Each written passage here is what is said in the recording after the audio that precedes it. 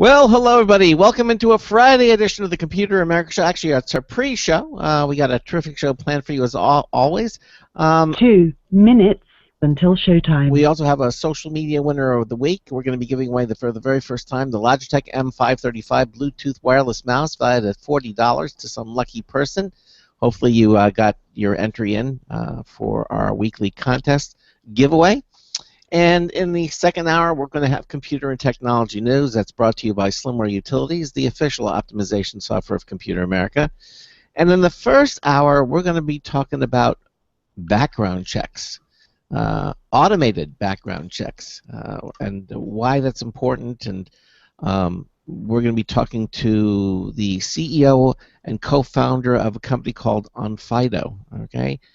Hussein Kasai is here with us. He is going to be telling us about their system of automated background checks for prospective workers of on-demand companies, like Handy and Turo. We'll be hearing about that. Also, just about the recent 1 minute until showtime battle with Uber, and all that stuff. And it's going to be really interesting. We have him here on the show in the first hour. So sit back, relax, enjoy 2 hours of the Computer America Show coming at you right here. We'll be starting momentarily.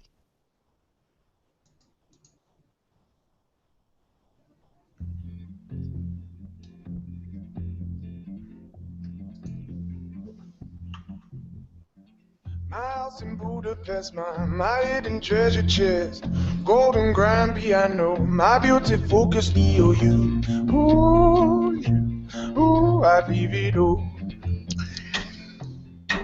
No, sorry, George. Just not going to have time for you. All right, we're starting in 15 seconds.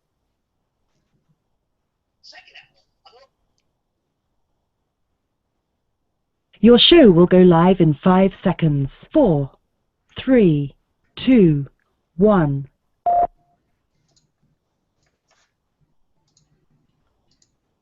Broadcasting live, it's America's longest-running national radio talk show on computers, Computer America, hosted by national columnist Craig Crossman. Look for Craig's weekly column in your favorite newspaper. This show is being beamed nationwide at ComputerAmerica.com. Keep it here for technology news, computer products, guest interviews, and your phone calls. You're listening to Computer America. Hello and welcome into the Computer America Show. It's the nation's longest-running, nationally syndicated radio talk show on computers. Computer America is heard around the world and coast to coast. And I'm your host, Craig Crossman. And I'm your co-host, Ben. And it's Friday! All right, certainly we made it through another week of broadcasting excellence in the can, as they say, and we're going to be starting. Yeah, but it was a fun week. We definitely had a lot of correspondence on, so it made the week seem to go by faster. Yes, we did. And Burger, we had our Gamer Tuesday show, and of course a fan favorite, Charles Tyndall, yesterday. So yeah, good week. It was a good week and very informative. Now, of course, since it is Friday, we're going to be giving away our social media winner contest. We're going to give away that beautiful Logitech M535 Bluetooth mouse for the very first time. Okay, and in the second hour, we're going to be bringing to you computer and technology news that's brought to you by Slimware Utilities. They are the official optimization software of Computer America. A lot of interesting stories that we just didn't get time to get to yesterday, and we have quite a number of stories here on Friday. And in the first hour, we're going to be talking about background checks. Now, why is that important? Well, if you're a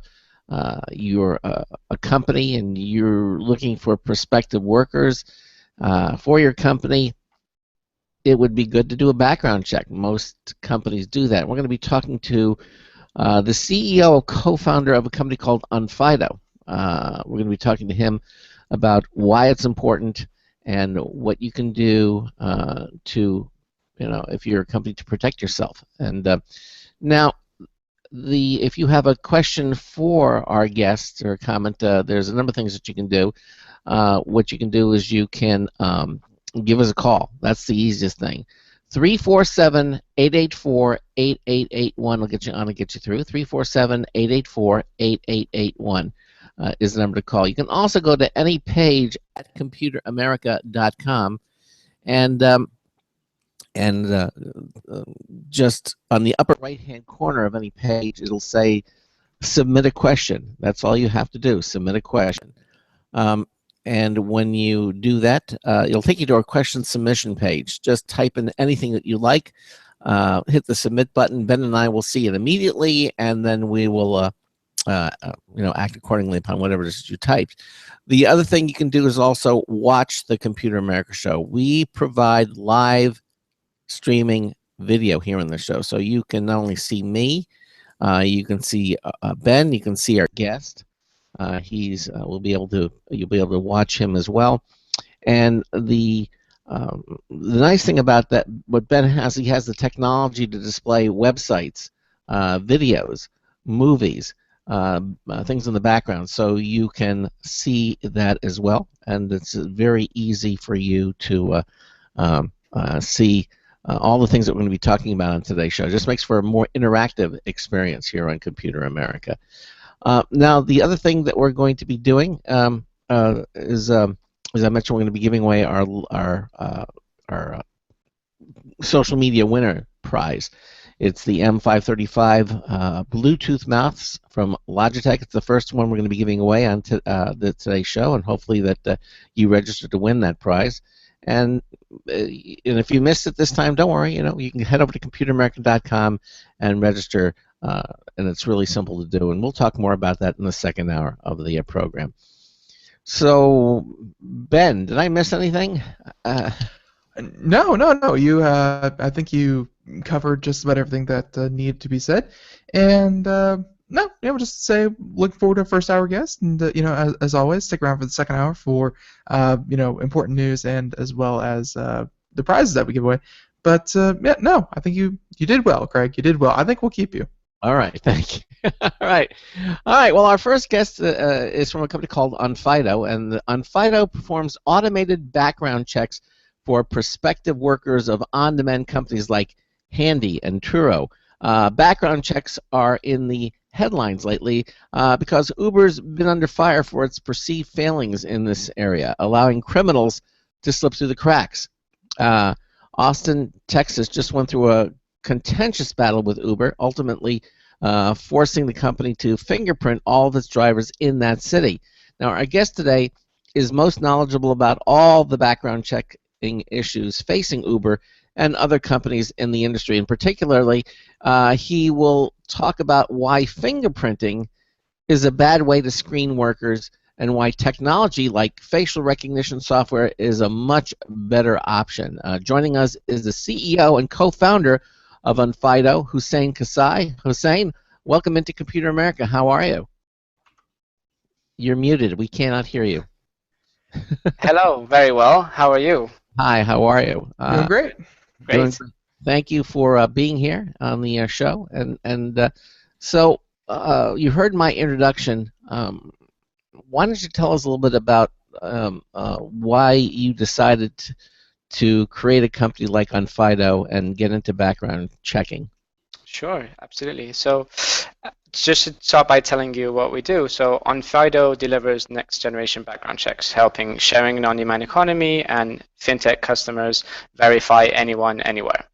And there are essentially two parts to a background check. There is the database searches, such as criminal, driving, anti-money laundering, and so on, which is what traditional background checking companies sort of specialize in. And then there's identity verification, essentially verifying the person is who they say they are. And in a traditional setting, we all remember the first day that we started on our sort of any job, we take our passport or driving license to an employer, and then they would manually verify that our face is consistent with the passport photo and so on. But in a new online world, with the on-demand and online sort of sharing economy and fintech customers, they never see individuals face-to-face. So at Onfido, we're powered by machine learning technology so that we combine intelligent identity verification with adverse history searches such as criminal, driving, education, and so on, to be able to carry out robust background checks and help create trust and empower human interactions worldwide. As for where we started, so I'm one of the 3 co-founders, and I met my other 2 co-founders while we were studying at Oxford University. And 3.5 years ago, we started working in banks, and we were background checked ourselves, and it was clearly a broken process. It was slow, manual, and inefficient. So we set out by using technology to automate that process, which is what we did as a sort of a starting point. And then increasingly, we had customers who were basically purely online, and they never would interact face-to-face with their individuals that they're onboarding.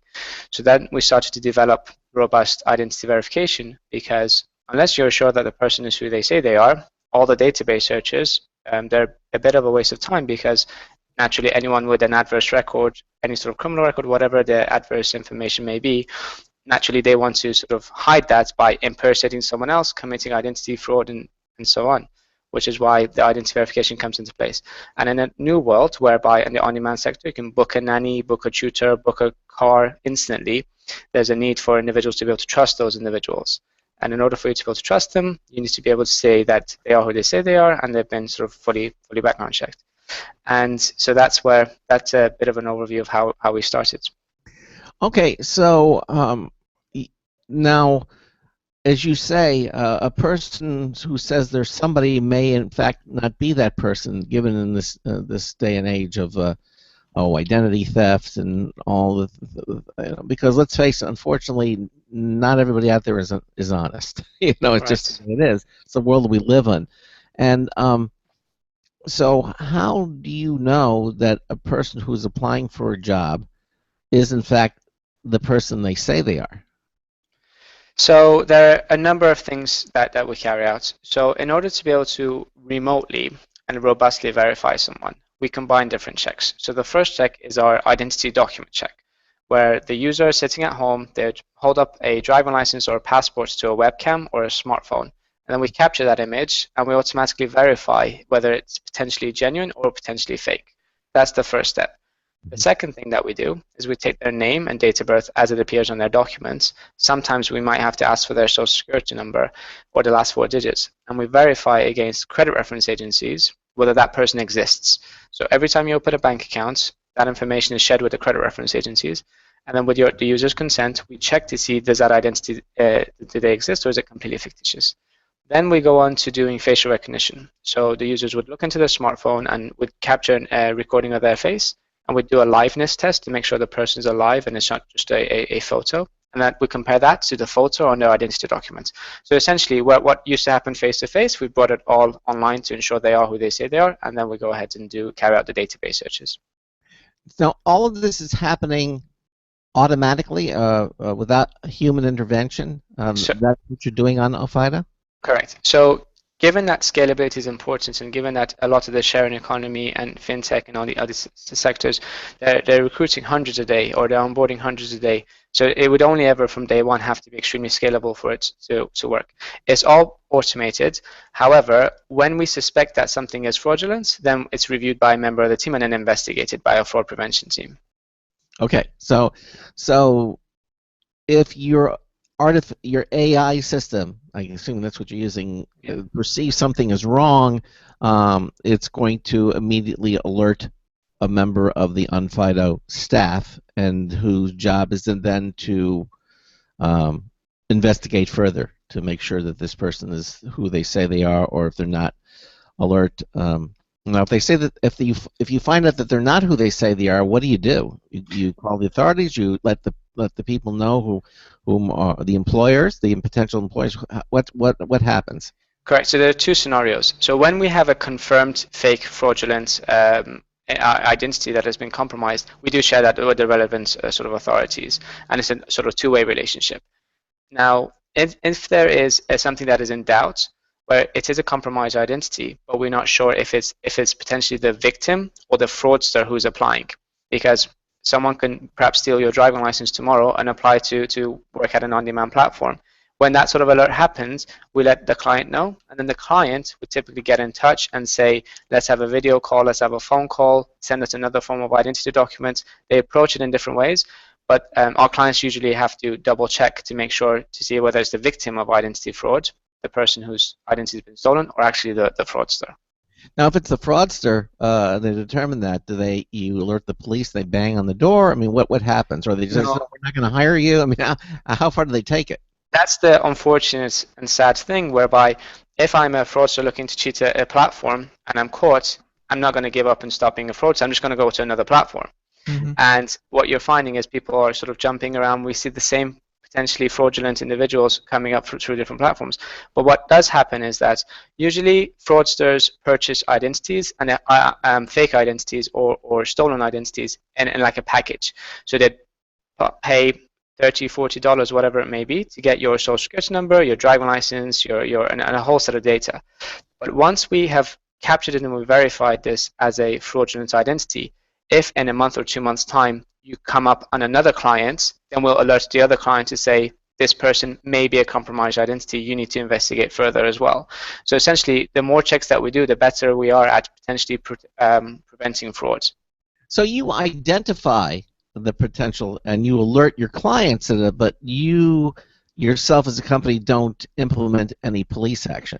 No, we don't. The trouble is that so not all law enforcement are actually open to receiving data because they've got the work cut out as it is. It's a shame because we feel duty bound. I mean, we have this data and we want to be able to sort of help reduce fraud in many ways, but some do. And when it comes to selling clients, just because of the sheer volume of things whereby clients need to investigate or look into further, we don't make any judgment calls. We just give them the information that we have and then they take decisions accordingly. Okay. It might be just as simple as saying, well, I'm sorry, you're not who you say you are and we're not going to hire you. Or may not even say that. They just say, Well, no. you just say, error cannot, confirm information, please call or just go away or, whatever. Yeah. You don't have to, immediately jump to, well, this person's a criminal. The cops are on the way. Sit where you are, sit on your hands, and they'll be there in a minute. Correct. There's some middle ground in there. Absolutely. So what typically happens is the individual is asked for further information, and if they're a fraudster, more often than not, at that point they just don't continue, they just don't respond. In which case, the client can sort of move on and then hire someone else or onboard or someone else. Okay. So would a client use kind of their own portal and say powered by Onfido, because here it mentions an API, or is everything kind of we here at so and so company use Onfido, please make an account with Onfido and kind of go through all of them, because I think the last thing we would want someone some of our listeners to do is be like, oh yeah, they're powered by Onfido, they got their little logo there, and I just sent them my driver's license, my social security number, and all my private information, and it's not really is it strictly through Onfido, or do you allow kind of portals through other companies? So we're primarily API driven, especially with large clients, so that the user would just interact with the customer's portal, and then they'd give their consent, and then on the back end through our API, the details that are provided are checked against us, and then the results go back. But we also have an online portal for smaller sort of customers, or when usually if a customer has just signed up with us, they just want a demo or a trial period, they can use our online portal to provide all the information, whereby we could arrange for automatically an email to be sent to the individual with a link to our online form for them to provide their information, and then the results go back to the clients. But it's typically through our API and through the client's portal that the applicants, individuals provide all their details. Now you mentioned clients. What kind of clients do you work with at Onfido? So they're across 3 sectors primarily. So one is just a corporate sector, traditional large multinational high volume, typically recruiters or those who hire a lot of contractors, like your work markets of the world. Then there are the sharing economy, pure sharing economy. If you're sharing a car, sharing a home, those sort of platforms. And as part of the sharing economy, there's the on-demand. On-demand cleaners, nannies, tutors, doctors, babysitters, and so on. And then the final segment are fintech clients. So online banking, remittance, any sort of financial transaction whereby fraud is sort of common and they want to be able to verify you are who you say you are or comply with their KYC or anti-money laundering regulatory requirements. They're the third category of users we have. Okay. And what seems to be the majority of users that you're serving these days? So we're the leading provider in the sharing economy, sharing and on-demand economy primarily, and increasingly we're doing a lot more work with fintech clients. Corporate, traditionally, corporate clients, they either work with traditional background checking companies or they do it in-house, and as and when sort of they decide to sort of work with us, we are always there as well. Okay. And real quick, I mean, admittedly, just because I haven't heard of it doesn't mean it's not a problem. But do you have any kind of numbers or anything to speak of where it's like, 1 in every 25 employees hired isn't using their own the right personal information, or like is there any kind of research out there to show that there is fraudulent kind of identity theft going on in the workplace? Yeah, so in terms of criminal records as a whole, in the States, there are almost 81 million criminal records as sort of an average, and this was an average that came out a couple of years ago. Now, insofar as resumes and people, when they're completing these job applications, the average statistics are that typically about 30% have some sort of falsified fraudulent information on there. As for the cost of fraud as a whole to businesses in the States, it's about $50 billion a year. That's just a cost of fraud. And fraud can happen from consumers stealing, or it can happen from employees within the business stealing, or it's credit card fraud, fraudsters signing up with someone else's identity to be able to do fraud in that sense. And so far as what we pick up is typically just over 1% is sort of what we can confirm as a fraudulent or fake individual. And it depends sort of across different verticals. You have your banking, sharing economy, and all these different ones. It differs by geography. And then just over 8% have some sort of discrepancy that the client would have to investigate. Either the date of birth provided is incorrect, the name provided is incorrect, it shows up as some sort of red alerts database, and then it's for them to typically investigate further. Okay. So you're doing this. It's an automated process, as you say. Obviously, there are other companies out there that do background checks. What makes Onfido different from, let's say, your competition? So we have, I suppose, competitors fall into two categories.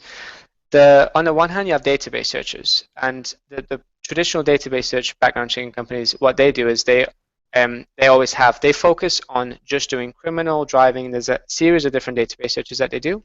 What they don't do, first of all, that is historically been done in a mostly manual way, right? You have human data processors typing the data up in the different sources and collating the records. So we've automated that so that it is fast and efficient and less sort of error prone. The second thing is they are geared for an offline world, whereby they do these checks, they give it to, say, an employer, and then the employer does the identity verification manually in-house themselves by checking your passport, for example. Whereas we're more geared for an online world. So the database searches, we made it automated and fast and sort of efficient and sort of with fewer errors. And then when you have your actual identity verification, we have brought that all online, especially relevant for the sharing on-demand economy as well as fintech, whereby they don't see you face-to-face. Those are the database search providers. We also have those providers out there who do identity verification. And of the ones who do identity verification, they typically do one component of it. So either just document checks or just facial recognition checks or just credit reference checks. The problem is that fraudsters are increasingly becoming more sophisticated. So it's not too hard for them to cheat the way that if you were just to do one part of the identity verification. But when we combine a number of different identity verification checks all in one bundle, it reduces those who are basically not able to cheat it. And as a result, it's more robust in that sense, as well as being faster on the database search side. Now, a lot of times companies, for example, my wife worked for lawyers for over 30 years, and at the firms that she never knew her real name. Yeah, exactly. And most of them that she worked for had their own private investigator, so who would work for the company, and he would do background checks on a person. If whomever they were hiring, whether it be another lawyer or, let's say, a secretary, they would usually turn to him. And I know a lot of companies still do that. Is you're doing more effective than what they're doing and what a lot of these companies still continue to do? Or how is it better for a company to use Onfido as opposed to having somebody on staff that does this for them? So checks can fall into two categories. There are the database searches. So this is your sex offender searches, driving records, eviction records, education checks, national criminal, counter criminal, the whole series of those, which through us we can essentially automate. And we're also we work with other background checking companies. We automate these. They use us for these searches. But then when you have very high skilled roles and senior roles like the one you just mentioned, they need to be doing more enhanced due diligence in the sense of checking to see if there's anything mentioned on social media, checking to see if there's anything what previous employers said. When you get to those components, they usually would rather do it themselves. So they use us for what's the automated checks, and they do those components themselves.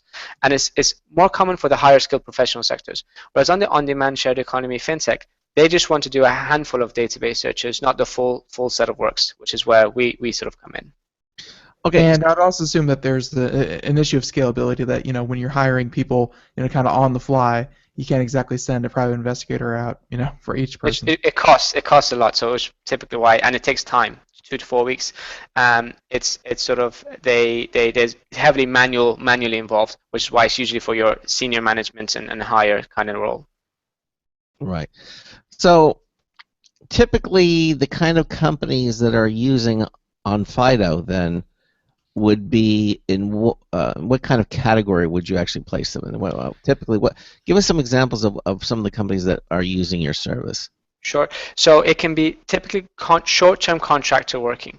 So they can be contractors being placed into banks or retail or any other vertical whereby it's just typically temporary short-term work. And that's important because they need to do it in a fast way, because usually a contractor is demanded to start like sort of in the next day. Or the second thing is it has to be robust, especially because you're only having a person within your organization for maybe 2 weeks or a month, then the risks are higher. Because if they're permanent, then they stay with you, and so you can monitor them for a longer period.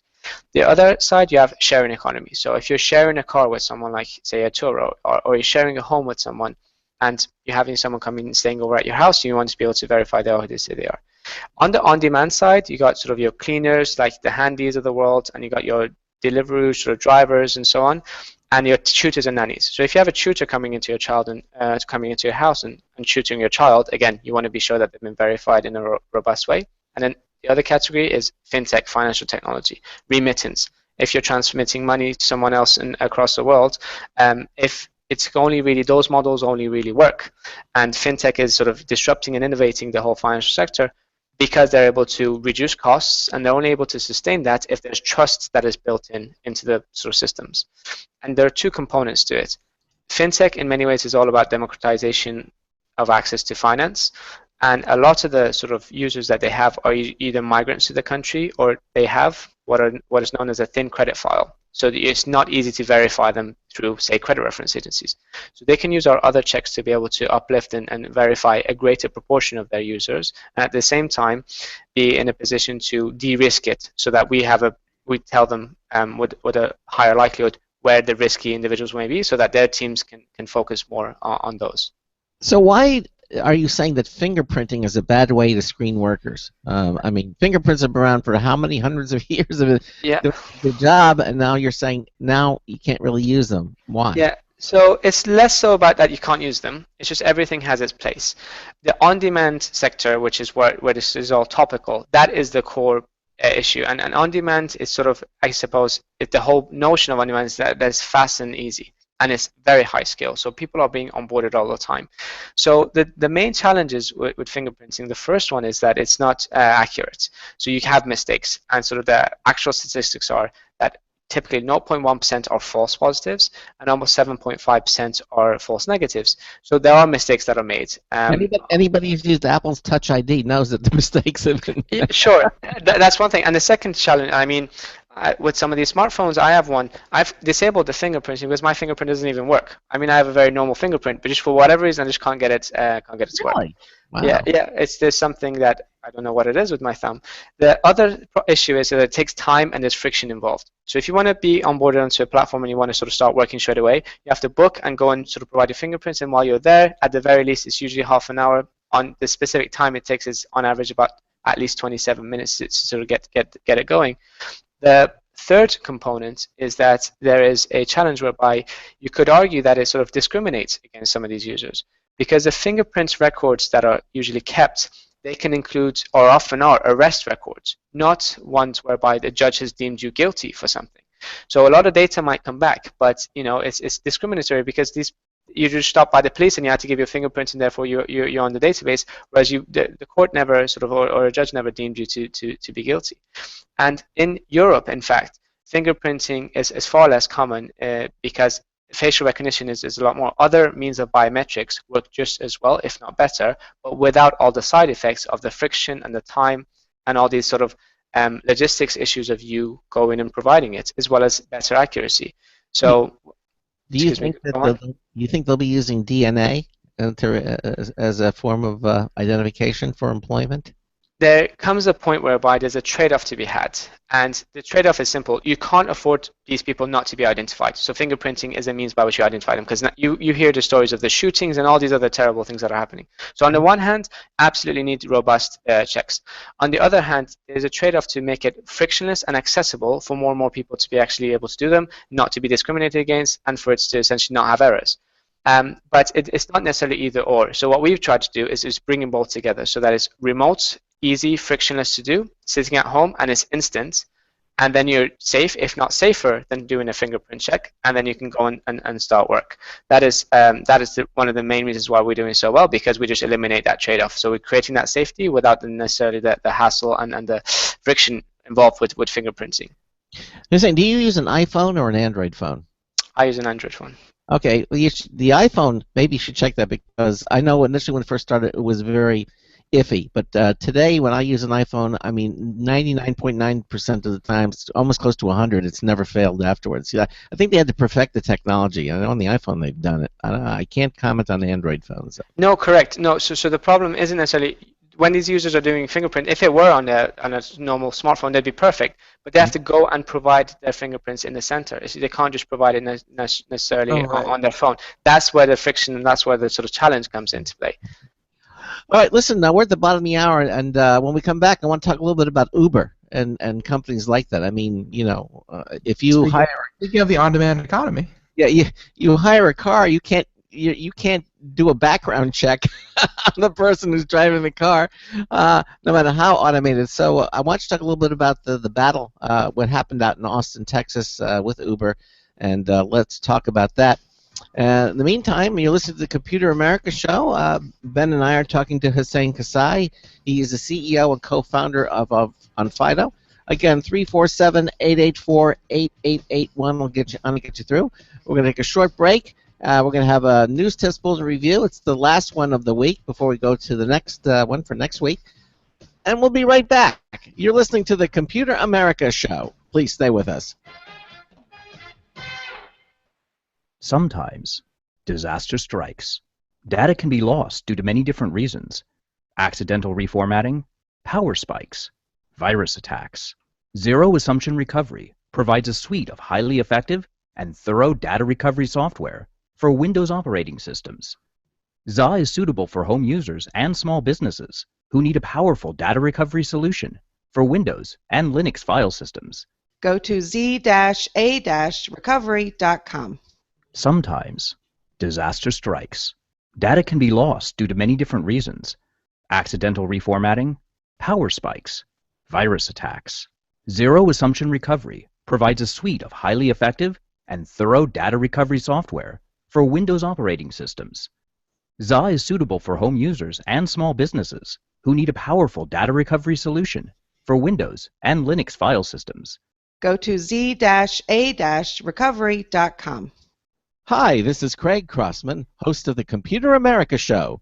Long before Vistaprint asked me to tell you about them, my wife and I have been using Vistaprint for years, making business cards, having the Computer America logo placed on the polo shirts we use at conventions like CES, even printing a business card for our personal lives with our home address and phone number. In fact, Vistaprint offers tons of custom products for home and office needs, and Vistaprint absolutely guarantees you'll love their products every time, or they will make it right. In fact, they'll give you 500 business cards for just $9.99 when you enter my promo code Craig at checkout. Just go to their website at www.vistaprint.com and see how easy it is to design your own stuff using their web-based custom design service. Remember to use my code Craig and save up to 50% over their regular pricing. So don't wait. Go to Vistaprint.com and order today.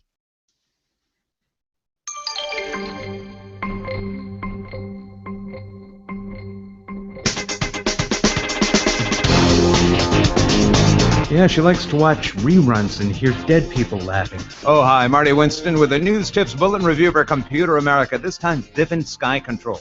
Vivint builds systems for connected homes that operate under their purpose-built Sky Control panel, a dedicated touchscreen tablet on a wall mount. It connects to gear using Z-Wave, but that's something you'll never see. It also connects to your smartphone.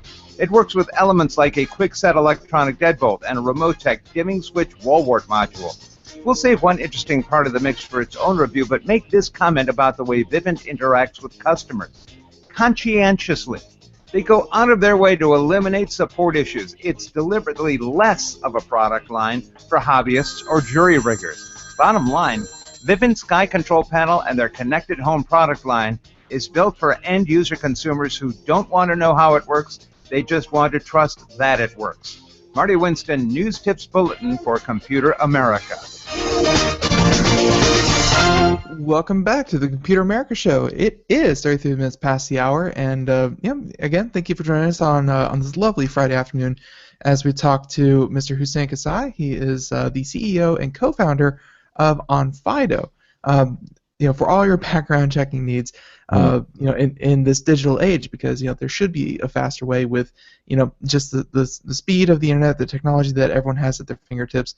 There really should be a simpler, easier way for something even as complicated as a background check. So we kind of left you there saying at the other side of the break, saying that Uber obviously has had would probably have wished something like this would come around, because there have been story after story after story about so-and-so individual was had a criminal history and decided to go on a shooting spree and be chased by the cops, and he took a couple of fares with him.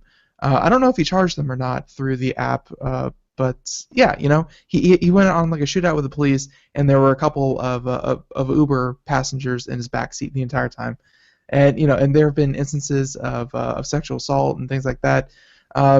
Just when you do something as potentially dangerous as putting yourself in an unknown environment and putting yourself in someone else's car and care, you kind of want to know that the person behind the wheel is as much on the up and up as you possibly can be sure of. So, what are have you had any run-ins with Uber?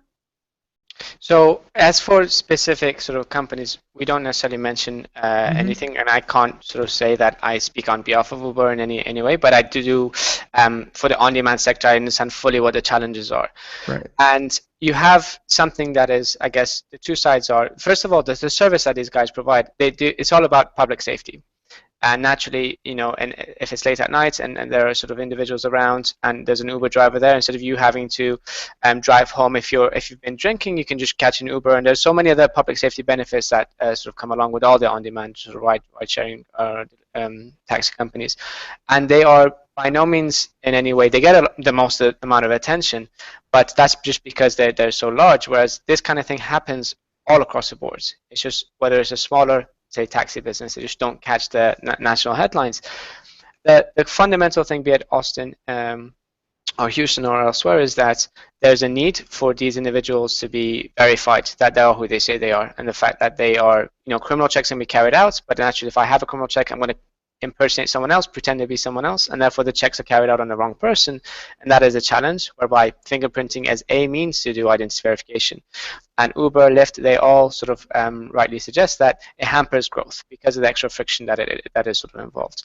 So the challenge is very clear on both sides, and increasingly the work that Lyft and Uber and others are doing is that essentially technology solutions are much better placed to create the safety on the one hand, and the other hand to be frictionless and to help individuals be onboarded.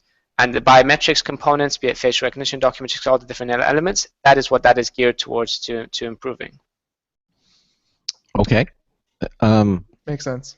Yeah, it does. Now, do companies like Uber have to subscribe to Onfido to verify the people who are applying to be drivers? I mean, precisely. So as a typical use case for any sort of on-demand platform, is a means by which users are onboarded. The first thing that we do before anything else is we verify their identity. So there's a documents component, facial recognition, checking that they exist on credit reference agencies, and other checks that we do to verify they are who they say they are. And then we go ahead with database searches. And what would be common, just to give a sense of, so verification is they are who they say they are, and then the database searches is, are they risky or not? And as to whether they're risky or not, there's a national criminal search that has components. It's not all the records, but some records. And then based on the person's address history and what jurisdictions they've lived in, there'd be a county search on all the counties in the jurisdictions they've lived in. There's a DMV component with sort of any driving records they may have. Are they on a sex offender list? Are they on a terrorist watch list checks? All these different database searches are geared towards ensuring or giving a sense as to whether this person is risky or not. But it by no means guarantees that nothing will happen. It's all about their history. So someone can pass all their checks and be who they say they are and be verified and sort of working for any on-demand platform, but then do something wrong. But it does help significantly reduce the individuals who may pose a risk from being onboarded in the first place. Okay, so let me actually, let me not rephrase my question, but basically ask is, are companies like Uber using Onfido? Yeah, absolutely. They are. Okay. The vast majority of on-demand and the sharing economy are. I guess that's why we've been lucky in doing so well. Because our solution is geared to, we understand the problem. They're an online business where it's all a case of, instead of the offline world where they want to see you face to face and do things manually, they want to do it all online and in a fast and robust way. That's precisely what our solution is geared towards. Okay, and how effective, how long have companies like Uber been using you, and how effective is Onfido proving to be to these companies? So are you catching a lot of bad people, or saying preventing them from working for these service companies? Precisely, because we do the database searches and we do the identity verification. Because we catch so many are looking to potentially risky individuals who are looking to cheat the identity verification. Pretty much after the first week or so of any customer signs up and they see how much things that we catch that they would never otherwise have known, they essentially stick with us and they grow with us geographically. So we're the leading provider across Europe, and with our sort of $25 million Series B, which we announced yesterday, the purpose behind that is to sort of expand and become the leading provider out here in the States as well. Excellent. So how? We're going to talk a little bit about your Series B funding in a minute, but one thing that I'm sure you guys have thought many moons about is that you're handling a lot of critical information. You're handling pictures, and as I said, essentially a person's entire identity is being run through your system. What kind of security is Onfido running on their side to make sure that your databases where you kind of identify and run all this? Like, how do you make sure that all of a sudden 50 million people are all of a sudden aren't all compromised at once? What's your security? Completely, it's a big deal. Security is of the essence given the data that we deal with. So everything's encrypted and everything's deleted after use. So of our team of 96, 30 are engineers. And now that we're working with banks and aviation and all these other sectors where trust and security in particular is so important, we've invested heavily to make sure we have bank-grade security. And of any large customer that has sort of used us, they always do significant tests and due diligence, because as we hear all the time in the news, things go wrong. So it's great to see increasingly, especially in the sort of last year and two in particular, compared to the last sort of 4 years we've been operating, customers are more and more aware, and I'm very selective. Whoops. Excuse me? All right, go ahead. I'm sorry, we lost you for a moment. You're back. Go ahead, continue. So on the other hand, you have consumers providing their information. Now, and they have sort of all the rights in the sense of not only are they informed and they need to provide their consent, but they're given all their rights after the background checks are carried out as well. But users fully understand that, for example, if you're a car sharing platform like a BlaBlaCar, you can't sort of imagine someone sharing a car with someone over 2 hours without that person being background checked. Or you can't afford for a nanny or a tutor to come and tutor your child without that person being background checked. So because it's a necessary thing, consumers are fine to provide their information, but they want to be treated with respect, that their data is used in the appropriate way, and they have all their information and they're informed of everything. And when you have a means by which it's done in a fast way and in sort of in a streamlined sense, they prefer that because they want to be onboarded as soon as possible so that they can start work. Tell us a bit more about the artificial intelligence engine that you're using? Did you write Yeah, that? we're seeing more and more like this term machine learning coming about, and it kind of made like really big headlines when AlphaGo kind of defeated the Go champion. So but now we're seeing it in all kinds of fields and all kinds of things that you would not think are connected by anything, but machine learning is popping up everywhere. Yeah, it goes back to sort of Craig's question maybe a little while back, in that if a fraudster is looking to cheat our system, what happens? And what typically happens is fraudsters, if they try to cheat one system, they go to another, and they go into other. So we saw pretty early on that it's typically a smaller cluster of potential fraudsters who are looking to cheat the system over and over again. And the way our system's been developed and sort of the technology and where the machine learning and artificial intelligence comes into play is that it's the automation of the machine learning by itself. So the way it works is that the more checks that we do using computer vision and all these other components, be it on the face or the documents or the identity as a whole, it helps us, the more checks that we do, become with greater efficiency and accuracy, confirm whether the person is who they say they are or not. And if, for example, a fraudster applies with, say, an identity document and there's a fraudulent pattern on there, like there's one component that is fraudulent or fake, in the future, if any other individual uses a document with a sophisticated fake that has that same anomaly, then it's automatically recognized. So you can see why the more and more fraudulence and fakes that we capture, not only do we become faster, but the more we prevent other potential fraudsters looking to cheat the system as well. And that is a thing that you could never do in a manual way, at our scale in particular, and where machine learning has been so critical in helping us develop the fast and robust solution. So you're saying the longer you continue to do business, the better you're going to become at it. Precisely. The more checks that we do, the faster and more robust we become.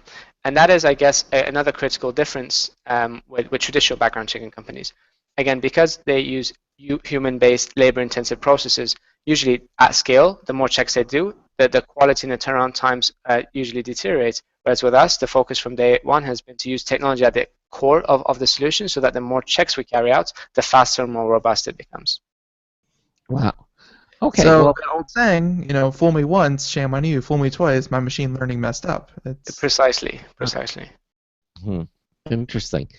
So you mentioned that you just recently got some funding. Can you tell us a little bit about that? Sure. So we announced yesterday. So we raised our Series A a little over a year ago. It's sort of $4.5 million. And that has helped us sort of significantly. We tripled the size of the team. We expanded and offered our sort of solution globally, and that's been terrific. And we were just yesterday announced our Series B, which is a sort of $25 million. And the purpose of the Series B is to help us expand into the US, because increasing our growth here is the US is now our fastest growing market and already our largest market. So because of the demand and because background checks are in the news all the time, and there's always the need to continuously improve, the background checking process is going to be the best opportunity for us to sort of grow out here.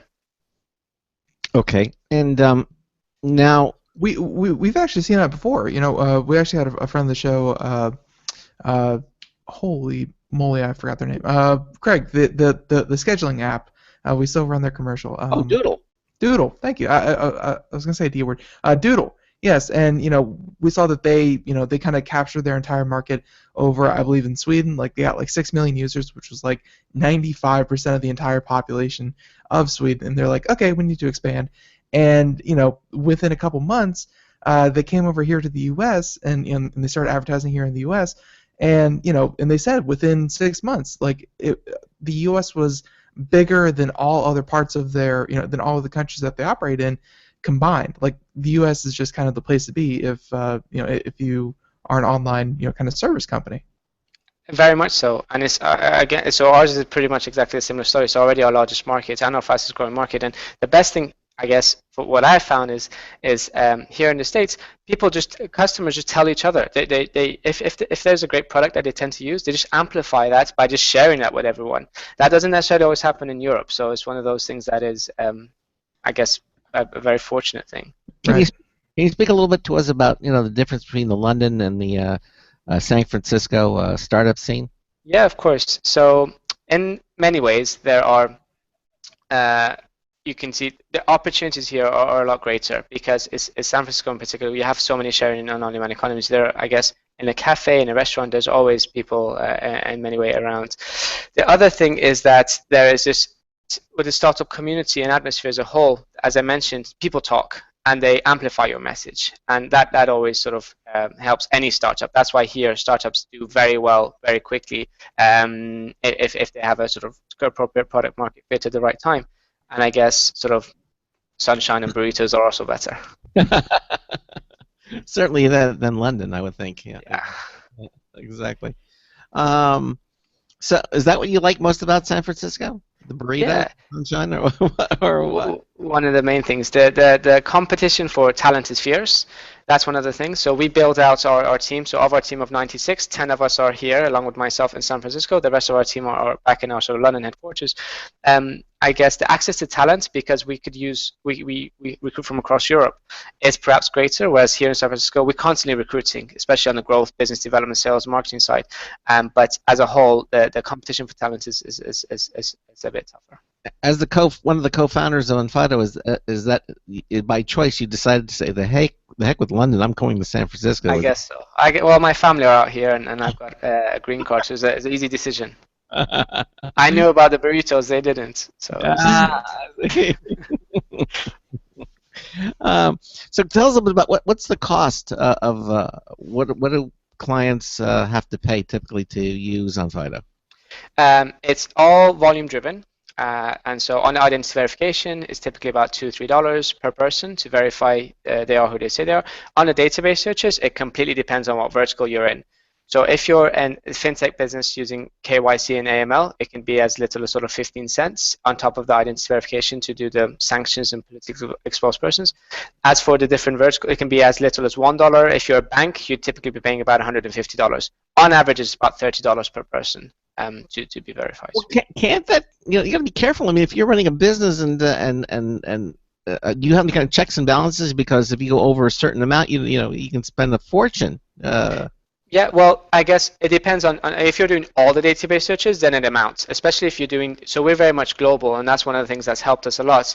So being out here in a globalized world, companies, clients want to verify someone who's just come from France or from Brazil or elsewhere. So if you're combining, especially in banks whereby people are coming over from all over the world, it can amount to a lot, but it's still significantly lower cost because we've automated. On average, we're about 40% more cost competitive than the other providers. So that has helped us to some extent too. What about if you're just like a mom and pop operation, and you're looking to pay you typically do identity verification and then you have your criminal records and driving checks or whatever may be appropriate. It's about $20 to $30 per person. Okay, so if I'm a mom and pop operation, I'm hiring maybe 2 or 3 people.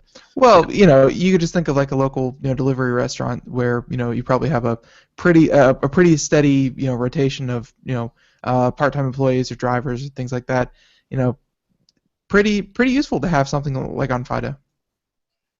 I would think so. Yeah.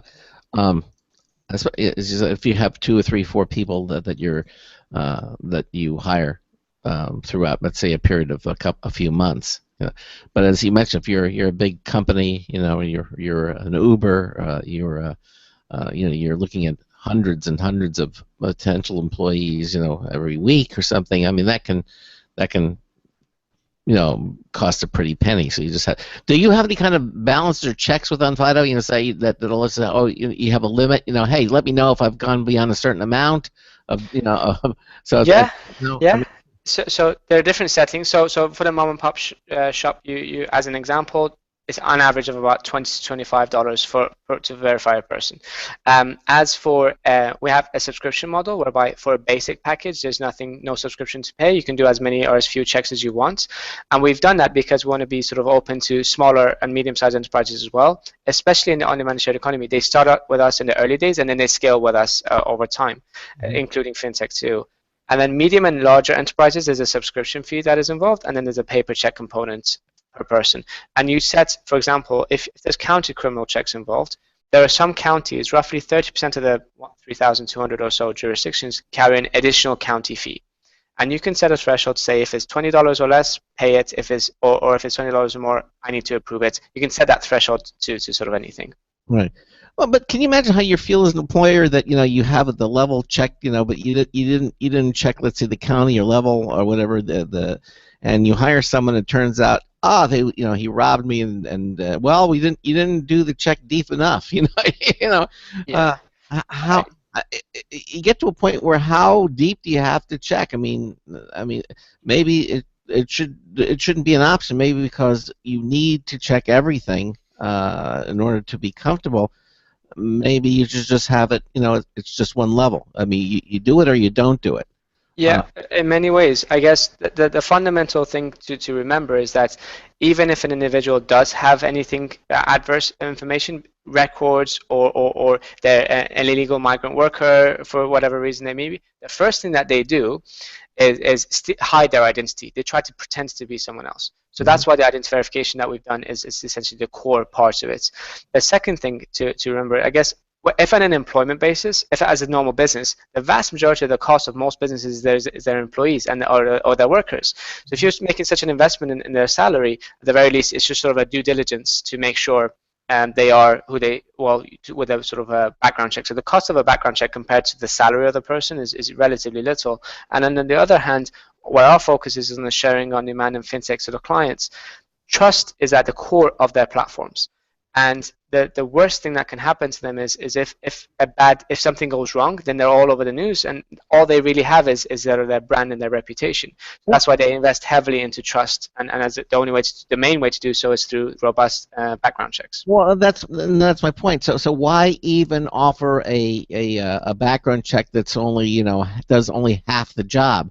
I would think that if you're going to offer we do background checks, it has to be thorough, because doing a partial check on somebody really isn't effective. So why would companies even want to consider doing it? You're going to hire somebody, do a thorough check, and It's like, just you haven't murdered anyone, so you're good on that level. Yeah, just have one level. Why have all these different levels? Because then with different levels, somebody could slide through, and then when they do, and you go, oh, well, you didn't do the complete, certification background check. You should do it thoroughly. No, you should just have one level of check that is comprehensive, does the job, and that's it, and it's X amount. Precisely. Well, we're moving to that direction. More and more doing so. I guess it's one of the reasons why we've been able to do so well. And we're going from a world whereby people tend to know each other and just do one job to a world where people are doing multiple jobs, and they're interacting with perfect strangers. They have someone delivering their food, they share a car, they share a home, and so increasingly there's background checks as part of it. And trust takes time to develop, and you don't have that time. Which is why with sort of automated and robust checks, our aim and our mission is to become the trust engine that powers these human interactions on a worldwide basis. Okay. Well, Hussein, listen, I want to thank you for taking the time for being here with us. I expect to see Computer America up on your press page. Absolutely. I want to see it up there, okay? Straight away. And again, very informative, very and I think that you do a very important service. You perform a very important service with Onfido, and I hope our listeners. And again, judging by your your round B, or whatever the B was, that much influx of capital, seems like other people believe in you too. So Exactly. I expect to see more and more. Absolutely. Perfect. All right, Jose. Again, appreciate it. Again, the website is Onfido, ONFIDO.com, or head over to ComputerAmerica.com. You're right. Onfido is right now on our homepage. You can check it. We have a link to the Onfido website there, and you can check it out for yourself as well. Hussein Kasai, again, CEO, co-founder of Onfido, and lover of burritos in San Francisco. Thank you so much for being here. Appreciate it. Terrific. Have a great day. Have the rest of the day, and have a great weekend. Thank you again for being here. Bye. Thank you. Bye-bye. Take care. Bye. Bye. All right, there you go. Again, Onfido, ONFIDO.com. You can check it out at ComputerAmerica.com. Again, for automated background checks, obviously something that you want to look into. And again, the website will be up on our website at ComputerAmerica.com coming at least for the next week or so. And actually, it'll be up there for a lot longer. Mm-hmm. Okay, well, coming up in the second hour, we're going to have computer and technology news brought to you by Slimware Utilities, and also we're winding up our very first Logitech M535 Bluetooth wireless mouse giveaway, valued at $40. We're going to be giving away to some lucky winner. Head over to computeramerica.com and check it out for yourself. You just have to go to our website and just go to our Interact. That's the menu selection says Interact on the menu bar there. And it is the first item there. It says social media contests. All you have to do is click on that, and you'll see the prize. We have everything listed there for you. It's real simple, and we recommend that you do it. Now, you've missed it for this week, but obviously you can have up to 5 different entries every single week. You just subscribe, follow, like any of the 5 different social media places that we participate with at Computer America. It gives up to 5 entries every single week. That's how you win the prize. It's real simple to do, and we highly recommend it. What's coming up in the computer and technology news? Some interesting stories. I see Sling TV is in the news. Sling says they're going to be, that whole issue with, wireless antennas and things like that grabbing shows out of the air for free. They're saying that Sling TV might actually be integrating some of that technology so that they'll be able to grab cable channels out of the air through Sling. And also, we're going to talk about something called eSkin, which actually turns your body into a walking display. Good grief. Some of the stories that are coming up here on the show. Again, also Google Fiber in the news. They're planning wireless home internet where fiber is too pricey.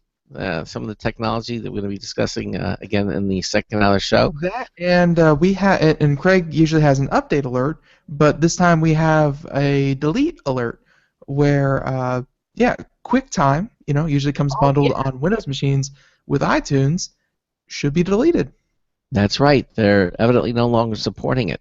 And here I saw something that I found extremely exciting, being the movie fan that I am. Do you know James Cameron just confirmed 4, not 1, not 2, but 3, but 4 Avatar sequels. Sequels to Avatar. Yeah, because when one makes $2 billion, you might want to, announce sequel. But if you're James Cameron, you say, I think we could do 4, and people won't get sick of it. Really? I guess 4 sequels. I don't know if that's ever happened before, where you're like, oh yeah, sure, greenlight 4 sequels right now. And remember, we did that story about the device you put under your mattress. It keeps track of whether you have you're breathing correctly and you're sleeping properly. Well, we're going to be talking about one that alerts you when it detects it's being used by a stranger. So if your bed is being used by a stranger, this device is going to let no more having to drive all the way home with that shotgun to see if your wife is cheating on you. Right, exactly. You're going to know remotely. It's a wonderful thing about the Internet of Things. It's all coming up in hour 2 of the Computer America show. Don't go anywhere. We're going to be right back. Broadcasting live. It's the only national radio talk show on computers to air every weeknight. Computer America. Hosted by national columnist Craig Crossman. The first hour's behind us, but there's still more of tech news, tech talk, and your phone calls. We're being beamed nationwide at ComputerAmerica.com. You got computer problems? Bring them on. You're listening to Computer America. Computers run the world, and we run computers. Call us or send us an email to live@computeramerica.com. Hello and welcome into hour 2 of the nation's longest running nationally syndicated radio talk show on computers. This is the Computer America show, and I'm your host, Craig Crossman. And I'm your co-host, Ben. And if you're just joining us, you missed our first hour guest from Onfido, Hussein Kasai, CEO and co-founder of it, talking about automated background checks for prospective workers. Really interesting hour. If you missed it, certainly can listen to it again. We archive all of our shows at computeramerica.com. Just click the archive tab on our menu bar at any page at computeramerica.com. You can see all the places that carry the live show. There's a Blog Talk Radio Network, the IRN Radio Network, the TuneIn Radio Network, as well as places that carry the archives, the Apple's iTunes, Stitcher, SoundCloud. You can even listen to it in delay on your Amazon Echo now. well, you can listen to our show. Everything you need to know about where you can hear the program at the internet home of our radio broadcast, computeramerica.com. Okay, so we are. It's Friday. The weekend is upon us. I don't know, any good movies coming out for this weekend? The Jungle Book. Jungle Book. Okay, Jungle Book. Yeah. Wow, you don't sound too excited. Well, calm your enthusiasm, please. This is radio. People are listening to us, and we need to calm ourselves and be rational. Yes. Jungle Book, I would go see Jungle Book just because of the way they've done it now. They're getting the characters, the animals. It is far from the 1960s/70s animation of the last Jungle Book. Right. They actually look almost real, what they're doing now. So. Oh yeah, other than the fact that the giant, that the giant gorilla is voiced by oh my, I am terrible with names today. Walker, Christopher Walken. There we go. Christopher Walken, yes. Yeah, so you're gonna see a giant gorilla, a giant 20-foot gorilla, but he's gonna sound like Christopher Walken. Don't let that throw you. don't let that throw you. Yeah. But the reviews are out. A lot of people like it. The critics like it. The people like it. They say that it's a great take on on a classic, and I think just like The Life of Pi, this one is getting high praises for its for its graphics and its visuals. So, I'm saving my movie dollars for Captain America. Yeah, you tend to do that. You tend to just kind of wait for the comic book movies and not give anything else a chance. So that's not true. I watch other movies, but I do love. But you wait for them to come out on Netflix or Amazon or any other service. Well, some I will go to, but not all. I mean, look at the Deadpool. I wanted to go see that, and I decided to wait till it comes out. So not all comic book movies do I go to. Not all comic book movies, just Marvel. Marvel. DC. Isn't Deadpool Marvel? X-Men. Yeah. Excellent. Yeah, it's Marvel. Exactly. Okay. Deadpool actually just got announced that they're getting a sequel. All right. Yeah, Deadpool and Ryan Reynolds, of course, and T.J. Miller is coming back as the director. And they said the entire creative cast is coming with like twice or three times the budget that they had from the first one. Wow. So where Deadpool was kind of a mid to lower end budget superhero movie, so they can only do so much. That's why that's why they had like a completely unheard of X-Men and a completely underused X-Men instead of like the higher end X-Men. Like there's a reason they didn't have Jean-Luc Picard or something like that. There they just used what they could afford. So Patrick Stewart. So I think the reason, like, when they get renewed, and they did get renewed, and when they got 3 times the original budget, I think the next Deadpool is going to be just as good. Well, because they can definitely do a lot more. Well, they did the proof of concept. They showed that it's going to be wildly successful, and so now since they proved that. They showed, and I think we're going to see this more and more in the comic books, in the comic book movie space. Craig, did you get a chance to see Doctor Strange's trailer, by the way? Oh, I forgot to do that. I need to see that. I'm sorry, I did not. I want that. So and you have to remind me. It was so crazy the other day. I know. I don't care. But we're gonna see it more and more that there is a demand for R-rated superhero movies. They always think that, like, if a superhero movie doesn't hit that PG-13 line, then the audience is going to be next to nothing, or at least the key audience that they're hoping for that's going to drive ticket sales aren't going to show up. But they've shown that when you do R-rated and you stick to the source material, the original fans, the fans that fell in love with the comics, and the more accurately you portray the source material, they will reward you with higher butts and seats. Is Doctor Strange a rated R? Doctor Strange, I think, is going to be a PG-13. PG-13. But I don't think Doctor Strange's comic books were really all that kind of gory or raunchy or anything like that. No, they weren't. So I think that one would lend itself to PG-13. But if the source material calls for R, I think if it's in demand, if it's in demand enough, better than gutting, the characters, it's better to stay true and just kind of rely on the audience is going to want closer to what they know more than kind of closer to the air of, oh well, this is the safe way to go. Yeah. There are a couple of other ones that I do want to see as well, movie wise. There's the one that is coming out. It's not a major budget. Was it the Midnight? Which Where one? it's I can't remember the name. It's but the kid is an alien, and his father. It's a low budget movie, but it's coming up. Okay. I cannot think of the name of the. Yeah, we're terrible with names today. Friday. What are you gonna do? I don't know. We can't think of it. But I'm sure we'll be seeing that soon. That's when I'm going to go to the theaters to see as well. All right. Well, look, let's. We got a lot of news stories to do, so let's do some computer and technology news and get started. All right. All right. All right. Let's do it.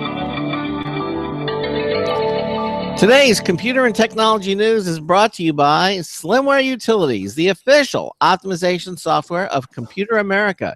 You can visit them at slimwareutilities.com to clean, speed up, and optimize your Windows system. Check them out at slimwareutilities.com. You're going to be very happy that you did, and you'll thank us for it. slimwareutilities.com. All right, so let's kick off this this thing that we call computer technology news with all right. How about this one? Sharp, you know them. They make electronics. They're fairly popular. Not gonna not gonna bash them, but yeah, they came out with a new phone. Yay! The downside, $1,800. Boo! Wow. but it's adorable. It's downright adorable. So yeah, and please please check out the video portion of the show. It's very enlightening and kind of take the take the work out of having to go and find these articles and see the pictures and stuff like that. But yeah, so these are robot phones, and they're adorable. And as we said before, they are $1,800. So it's called it's Sharp's RoboHon. Robo H-O-N. RoboHon is a cute robot phone which can dance, speak, and project videos. But obviously, as we said, won't come cheap, as it'll cost about $1,800 or about 198,000 yen. Yeah. So, and of course, it's going to hit shelves in Japan first, because isn't this just the most Japanese thing you've seen? Yeah, it is. It's yeah, pretty obvious. So this was announced at the Sharp headquarters in Tokyo, saying that the RoboHon robot phone might be a great high-tech gadget, but we will have to reach down deep in our pockets in order to buy it. They're saying that at $1,800 a piece, it makes an Oculus Rift look like a bargain. But of course, this doesn't talk and dance, and hey, what else do you want than a talking, dancing robot? Yeah. The company announced that the robot phone has LTE radios. Sharp said that it's working with Japan's largest phone carrier, but doesn't exclude the possibility of working with some of the smaller ones. The downside is the small 2-inch screen. And I'm looking at it. I'm trying to find out where the screen even is. Yeah. Probably on the back. Probably on the back of these little robots. So yeah, but Sharp explains that there's no need for a large screen with a robot that talks. The robot is embedded with 3 different voice recognition technologies, but users will have to pay a small monthly fee to get the voice recognition function. So, the gift that keeps on taking. The current mission at Sharp is to work with apps so that the users can tell their robots to call a taxi or find nearby cafes and restaurants. I guess they're hoping, that it's going to be a cute enough little feature, and hopefully the functionality is going to be there, because they're also showing it in a variety of different carrying pouches where they have like a little belt clip looking thing where I guess you can slide your robot there, or the standalone robot where you're supposedly going to be able to just kind of put your robot friend in your pocket, or a little purse looking thing. I mean, I don't know. But here's one thing that we skipped over was that for anyone out there who does not know, it's a regular smartphone transformed into a tiny robot which can talk and dance. It also integrates a projector in its head to display videos and photos at 720p resolution. So It's pretty cool. Yeah. Craig, I don't see this picking up in the United States. I really don't. at $1,800, really? I don't see this. That's a bold claim, Craig. In Japan, okay, well maybe it might, but I don't see this making. But Craig, it dances. I don't care if it does Windows. I don't think this is going to be any kind of a success over here in the U.S. It's definitely on the high. Like seriously, when I said this is so Japanese, this is one of those things that's like it's definitely gonna be a conversation starter. If you're trying to find a way to start conversation with all those with all those ladies that are so gaga about tech, then hey, this could be your opener. But at $1,800 and for really probably less functionality than a smartphone because this is still being actively developed. And as I said, they're still hoping to get apps to for this device that'll kind of do different things that your smartphone will probably do right now. Yeah, this is a little more than a collection item, like a collector's item, or kind of just a very, very well, Craig. I don't know. You're the kind of guy that bought an iBo. I'm sorry. Yeah, but I'm sorry. I can't see a business professional, his phone ringing and pulling out one of these, at a business. Yeah, but you bought an iBo. Like it's right up there with expensive gadgets. Yeah. Well, everybody has to have an iBo once or something like their iBo in their life just to do it. This definitely will not replace your everyday smartphone right now. I guarantee it. But if you're a collector of high tech gadgets, I gotta say this is the best thing I've seen in a long time. Well, we'll see what happens when it comes to the U.S. I don't think it's going to come to the U.S. I think it's going to be a limited run, and it's obviously they're still working on it, and I think they're trying to throw in all the bells and whistles that they can, but this is probably going to be more collector's edition stuff than it is actual product. Okay. Well, speaking about high-tech items and cost, Sling TV is in the news. We've had them on the show. They make some really useful products, allowing you to view TV in your locale, even though you might be some other part of the world. We had them on the show, and then they got bought out by Dish. So I don't want to claim credit for that, but we're going to claim credit for that. Well, according to this story from Tech Hive, Jared Newman, they say Sling TV could get local television broadcasts with the rumored Air TV hardware. Okay, so the mysterious tuner box could bring every broadcast channel to Sling TV. Now, although Sling TV is a compelling cable alternative for $20 a month, its lack of local broadcast channels could make it a deal breaker for some cord cutters. Okay. However, Sling may soon have a partial answer to this problem with a special tuner box for over-the-air antennas dubbed Air TV. Citing a quote-unquote trusted source, FCC filings and other evidence, it was reported that Air TV will connect to an antenna and hook up to the user's Wi-Fi router. Now, users would be then able to stream live local channels such as ABC, CBS, Fox, and NBC to the Sling TV app on their phones, tablets, and connected TV devices both inside and outside the house. Now, Air TV looks to be a collaboration between Dish Network, which owns Sling TV, and EchoStar, which was spun off from the Dish years ago and owns Sling Media, whose Slingbox hardware lets pay TV subscribers stream channels to other devices. Until now, Sling TV and Slingbox had no relation aside from the similar brand names. Okay, the solution sounds similar to existing network tuners such as Silicon Dust's HD Home Run and Nuvoyo's tablet DVRs, but with one key difference.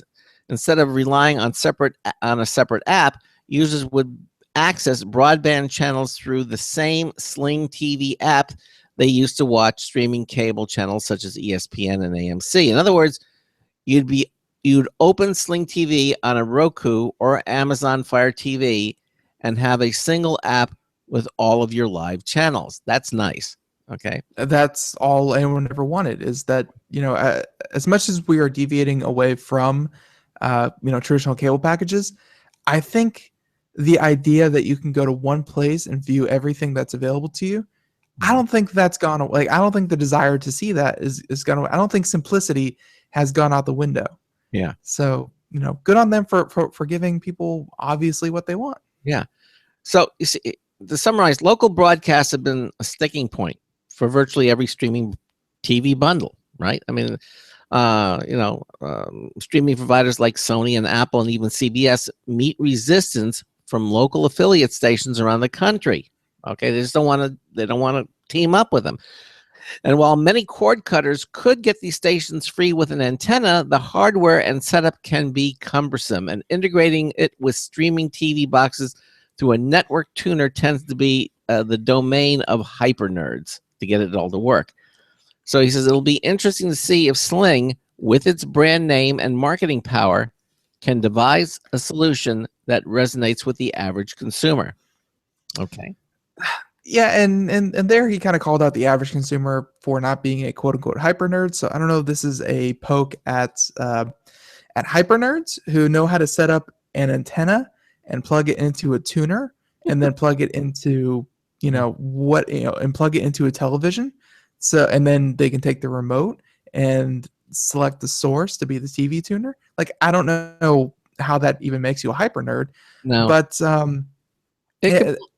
it could be a little bit more involved though than what you're saying. I really don't believe so. I really don't. I think there are good solutions out there for antennas and digital antennas for out there for these television channels. But at the same time, I believe he is somewhat right in that there should be a simpler way to do it. Because I think people nowadays, as much as I don't believe it takes a hyper nerd to set up an antenna, I also don't believe that everyone wants to go through the hassle of setting up an antenna. They just want it done, Right. So, But there are some unanswered questions with this. It's unclear how much, let's say, the Air TV box will cost, when it might launch, or whether any subscription fees will be attached. I mean, someone has to pay for the TV guide data, right? Okay. Right.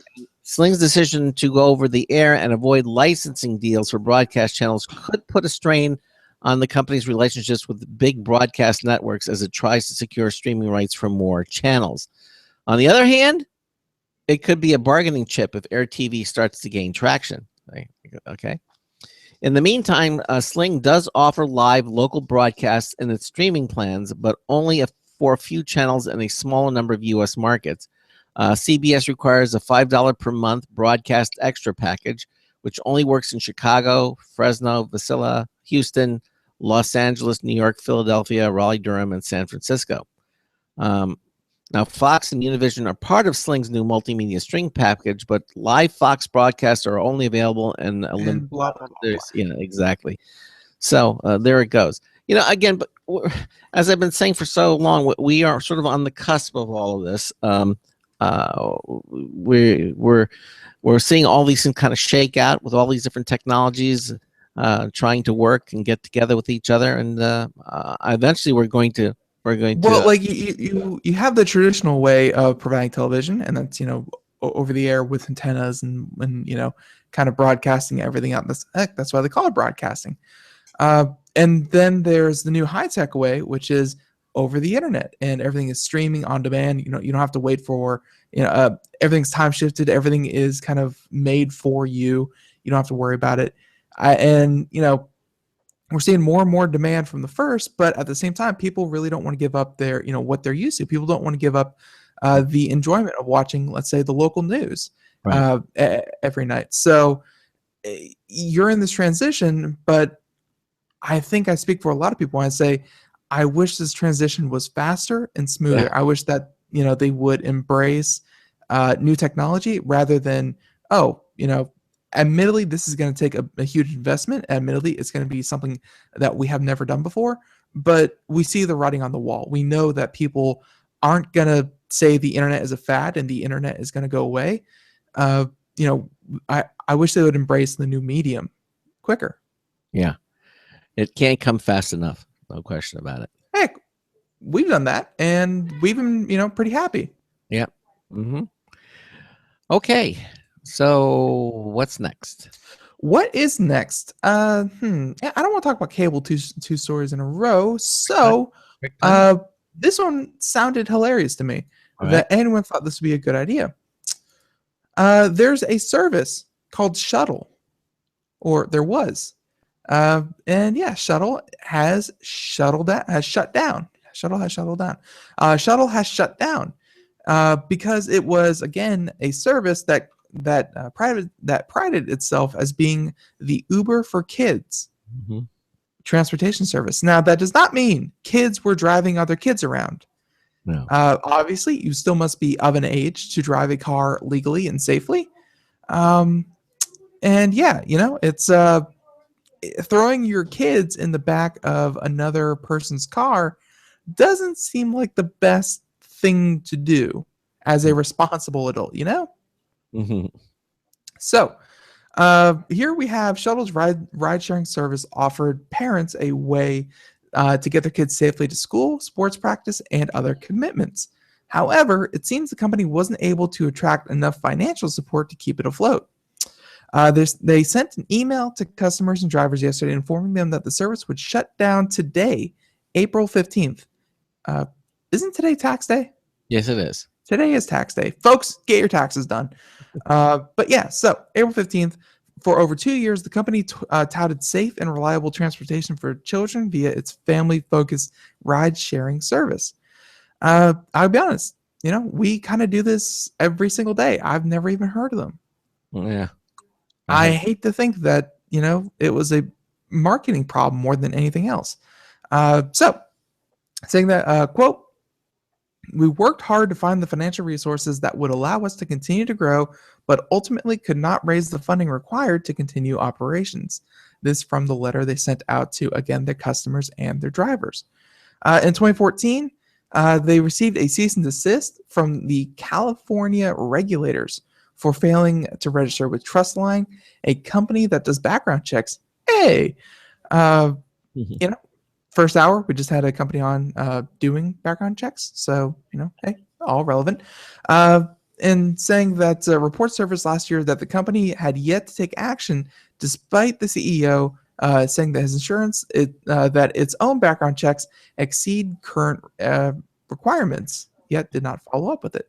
Yeah. So, the letter finished off saying that we sincerely appreciate your loyalty and support as passengers and drivers, and we wish you could have continued to work with you longer. We sincerely hope that other family rideshare services can continue successfully on the path that Shuttle helped forge so that families, schools, and community organizers continue to receive this much needed support. So, ride sharing for kids is going out the window. Yep. Yeah. But I feel like, this had so much overlap with, other services like Lyft and like Uber, because I'm fairly sure the age restriction on Lyft and Uber is like 13. Maybe 18 because you have to have a valid credit card. So probably 18. But you could probably, assuming you are comfortable with this, you could probably throw your kid in the back of an Uber and, he'll get there okay. Yeah. Exactly. I assume. You assume. I wouldn't try it with my kids first, but. Well, Microsoft Edge hasn't been in the news for a while. I don't know why, because it's supposedly the next big thing. Because they keep saying support is coming, this is coming, that's coming, and nothing has really made it, out yet. Well, evidently, the story from Engadget, they're saying Skype nixes the plugin requirement for web-based chats.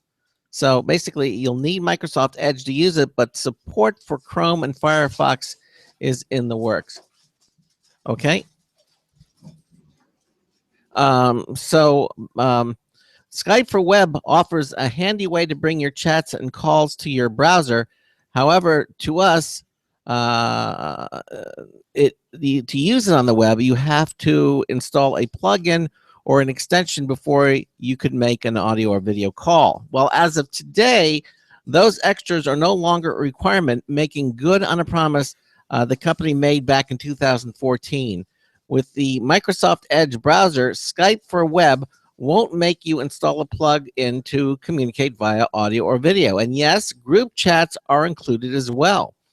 Skype says it's working to bring the extension-free workflow to Chrome and Firefox, and will do so when those browsers work with the H.264 video codec. In addition to reducing the annoyance of having to install a software add-on to get Skype up and running in your browser, plug-in free support also opens up the ability for the full service to be used on devices like Chromebooks. This new version is available for preview starting today, but the company plans to roll it out to all Edge users by the end of the month. And you see, this is what we've been talking about. Edge, they're saying that you don't need plugins to use so many of the functions. And what plugins that you have, supposedly that will work with other browsers, are supposed to work, transparently in Microsoft Edge. But as you say, it just hasn't made itself, or hasn't come to fruition yet.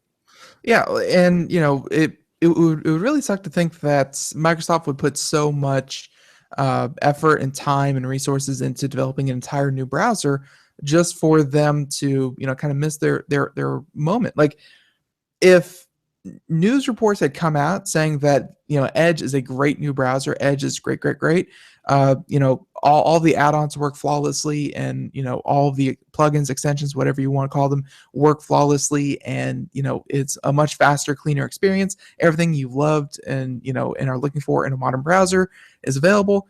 Like, if they had those news reports out ahead of, okay, 220 million people just downloaded our operating system, 400 million people just downloaded our operating system. Right. Instead, we are hearing nothing of them whatsoever.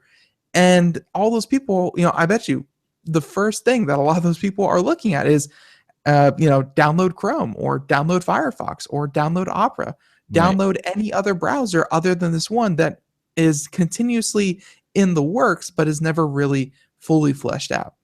Right.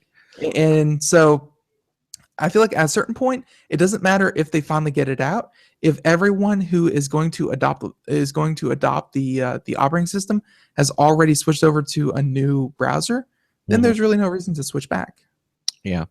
Although I know you like to. This is bad timing. But I know you like to try other browsers when something comes along that although you've been with Chrome now for a long time. All right, listen, we're at the bottom of the hour. We're going to take a break. We'll come back with more stories. You listen to the Computer America Show. We've got our social media winner of the week coming up as well. We're going to take a short break, and then we'll return with more stories. You're listening to the Computer America Show. We will be right back. Please stay with us. Hi, this is Craig Crossman, host of the Computer America Show. Long before Vistaprint asked me to tell you about them, my wife and I have been using Vistaprint for years, making business cards, having the Computer America logo placed on the polo shirts we use at conventions like CES, even printing a business card for our personal lives with our home address and phone number. In fact, Vistaprint offers tons of custom products for home and office needs, and Vistaprint absolutely guarantees you'll love their products every time, or they will make it right. In fact, they'll give you 500 business cards for just $9.99 when you enter my promo code Craig at checkout. Just go to their website at www.vistaprint.com and see how easy it is to design your own stuff using their web-based custom design service. Remember to use my code Craig and save up to 50% over their regular pricing. So don't wait. Go to vistaprint.com and order today.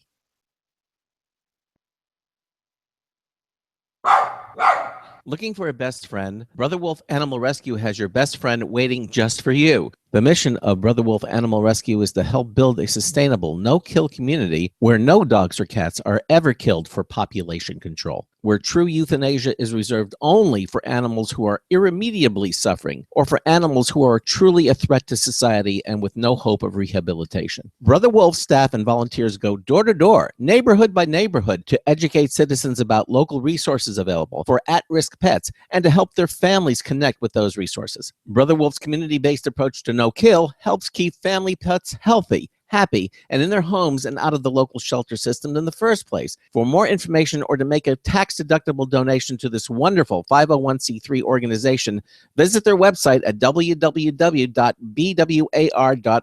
Help to realize Brother Wolf's vision when no animal is euthanized for lack of a home.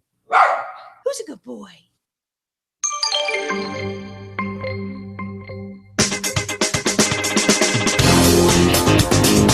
Hi, boys and girls. Marty Winston with a News Tips Bulletin Review for Computer America. This time, the SkyDrop Smart Watering Sprinkler Controller. If you have a sprinkler system in your yard, the odds are that your only control over it is through a somewhat complicated timer. A SkyDrop Smart Watering Sprinkler Controller unlocks the clock to set the pace of sprinkling based on weather and on an adaptive nature. Not to say you don't set some scheduling, but yours won't be one of those houses running the sprinklers when it rains. It can automatically optimize watering to your soil type and your plants, and the system can expand to unlimited zones. You can also set it to meet limits on water usage or to set a water cost savings goal. It also troubleshoots your sprinkler heads. Bottom line, SkyDrop sprinkler controllers can help keep both plantings and your bank balance healthier. Marty Winston, News Tips Bulletin for Computer America. Welcome back to the Computer America Show. And yeah, we are in the second, even the last segment of our Friday show. And whenever that happens, we have our friends over from Logitech. They are ever gracious enough to send us over a couple prizes that we love giving away stuff. And yeah, we have a new mouse out from Logitech. And it has all the functionality of of our previous prize, but in a very, very different package. Yep. And yeah, we love giving it away, and we because hearing about technology all day long is great and all, but if you can't ever get your hands on it, then what good is what you've learned? So Right. We appreciate Logitech and how they send it over so that you, our listeners, get a chance to get your hands on some. So, and as we said before, and as we say all the time, please go to our social media pages. Like us, follow us on YouTube, Facebook, Twitter. Anywhere where we have a social media presence, and we usually pick one from a random source. And from there, we contact you, say that you've won, and it's that simple. It's really nothing more complicated than that. Yep. So, Craig, please, Without further ado, yeah, let's call out our winner. And this week's winner is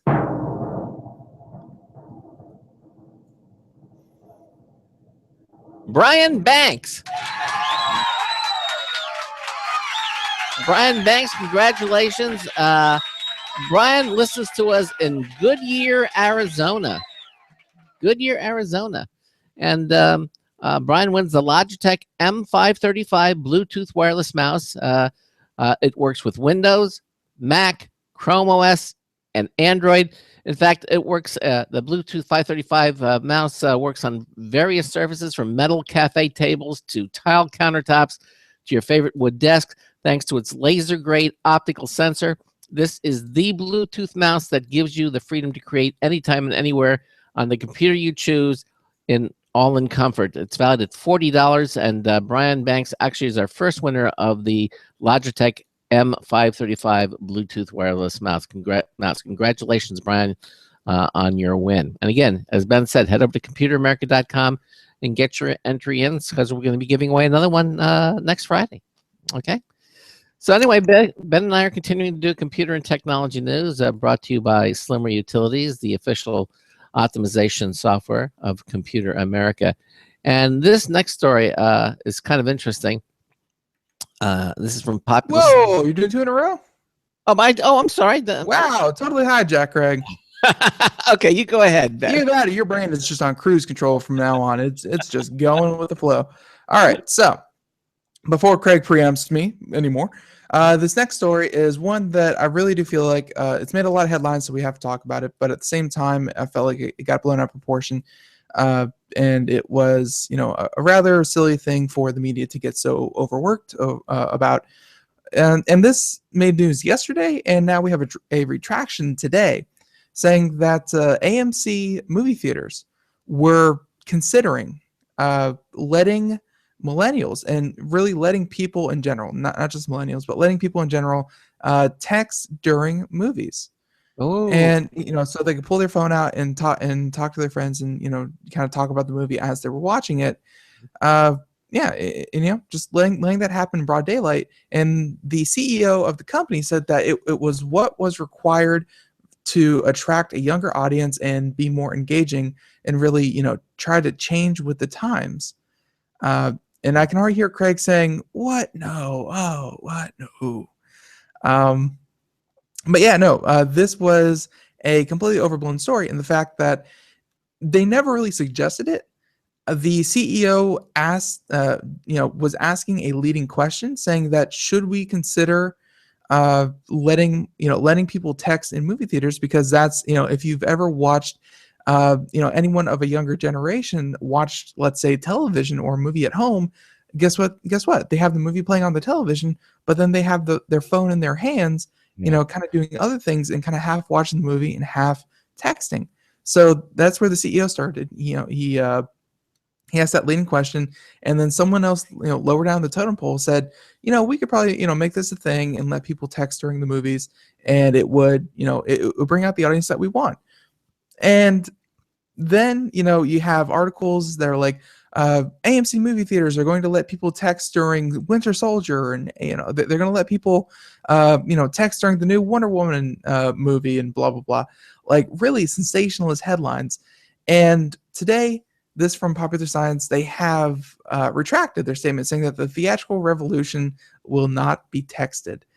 So yeah, and like they said, after floating the idea of letting people text during movies, AMC backs off.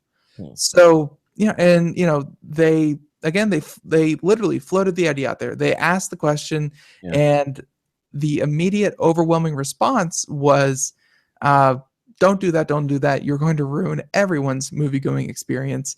Yeah, because really the glow of a smartphone in a movie theater is so distracting It is. that there's no way around it. So yeah, and the people came up en masse because of all the, I feel like, sensationalist headlines. They came up en masse and said, "This is the worst thing AMD could ever do, or AMC could ever do." And so AMC said, "Okay, folks, we heard you loud and clear. Not going to happen." And yeah, that's essentially the meat of the story, is that they proposed an idea, and on social media, their viewers, their customers said, "Oh, heck no." And they said, "Okay." It's interesting because they were even proposing a texting section in the movie, where people could go and text, but you had to sit in, it's like a smoking section. Now you had a texting section.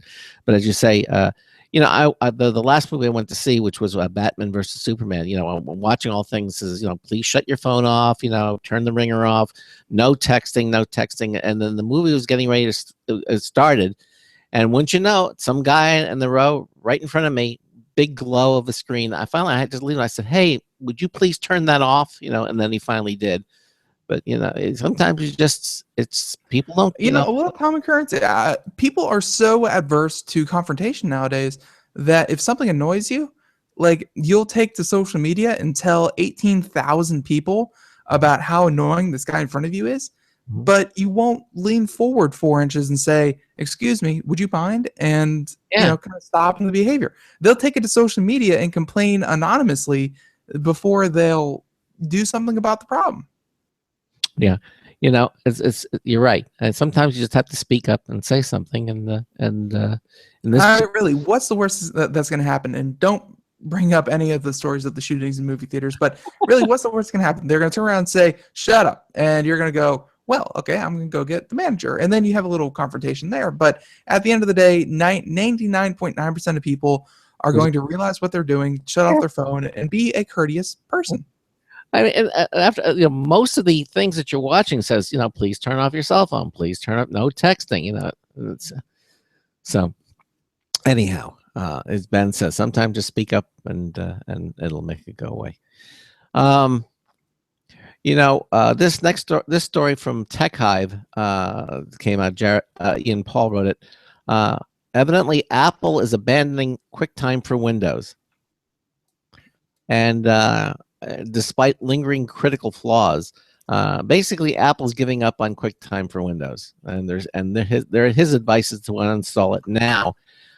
He says yet another program is joining Java 6 and Windows XP as big name software. You do not want it running on your PC. Security firm Trend Micro are all advising the Department of Homeland Security, are advising all Windows users to uninstall Apple's QuickTime as soon as possible. Of course, this does not mean Mac users. QuickTime is an integral part of the Mac OS 10. You certainly don't want to uninstall. But if you're a Windows user, they're saying, you might. But and this is something that I've done. Like it's something I really don't talk about, but this is something that I've done is that whenever you install iTunes, like it automatically wants to install QuickTime, right alongside it. It's like install iTunes, and every time there's an iTunes update, it's like, oh, there's also a QuickTime update. I never install QuickTime because even though it's kind of hand in hand with the Windows version of iTunes, I really have never had to use it since like 2007. Yeah, and you're correct with that.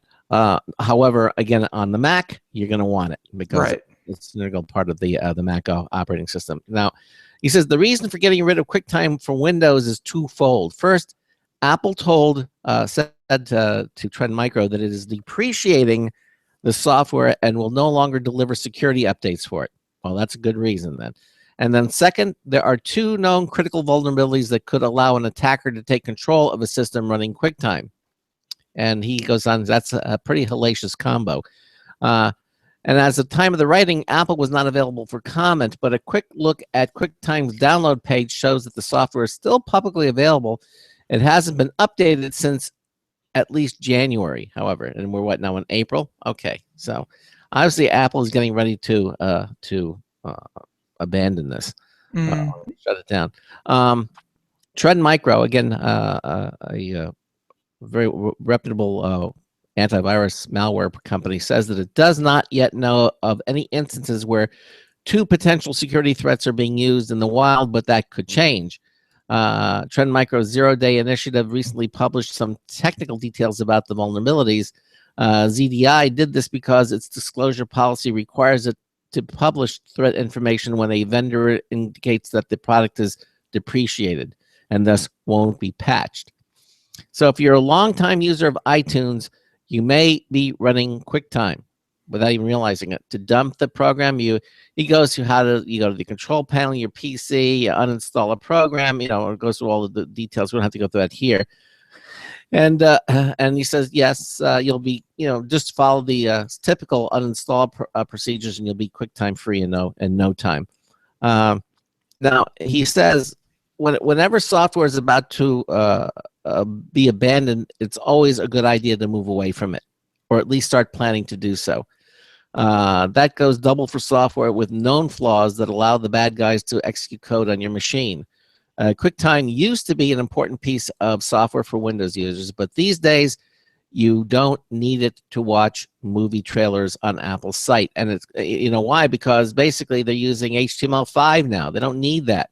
And it's no longer used by iTunes to play media on Windows either, okay? So there's virtually no reason for the vast majority of Windows users to keep QuickTime on the PC. So if you have it, the advice is just remove it. And again, because the technologies today, and when QuickTime came out, it was the heyday of Java and all that. You don't need it with the HTML5 on your browser. And Apple's adopting, you don't need Flash anymore. You can do everything in HTML5. You really don't need it. Now, on the Mac platform, it's a different story because although QuickTime is still an integral part of the operating system and so many things use it. And QuickTime, quite frankly, on a Mac, it was Apple's product that is far more seamlessly integrated into the operating system than it was ever on Windows.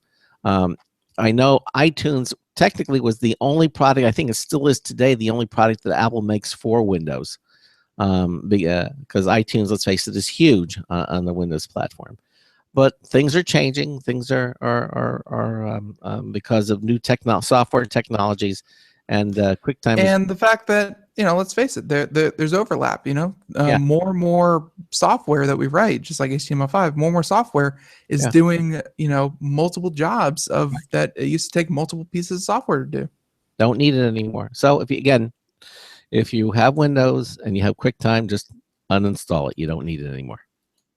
Okay. Right. Okay. So where to go from here? Let's talk about.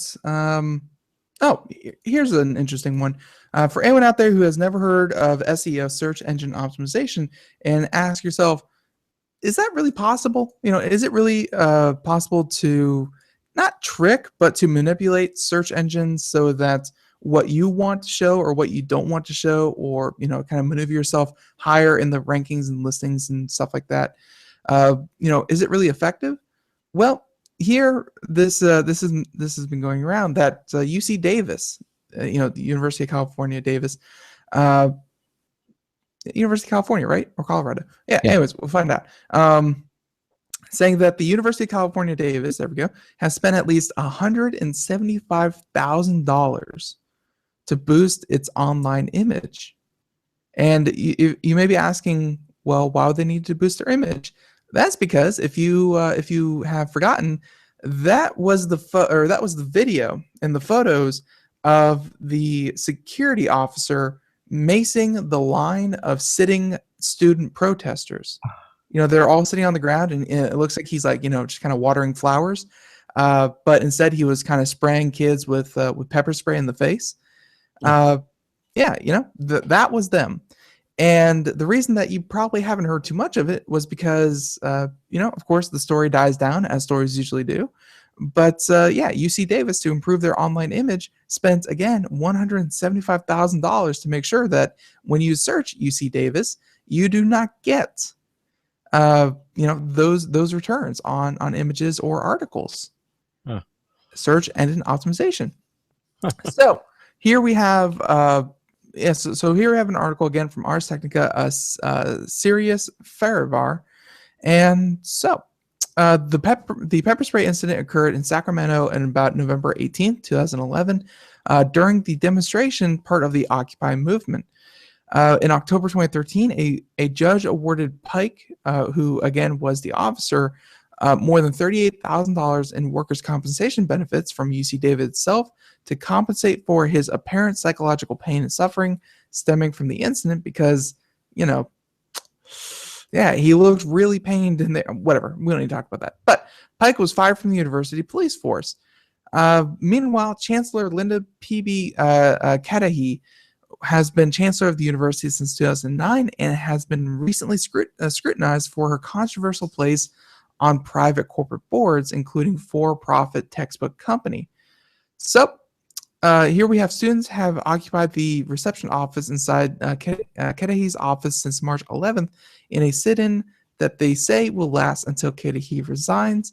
As many Ars readers no doubt understand, it is nearly impossible to eradicate something from the internet, as I think a lot of celebrities out there who may have an unflattering photo, we're talking to you, Beyonce, or any other kind of situation where you have something that you don't want to kind of be immediately associated with you. Mm-hmm. So you say, take that off the internet.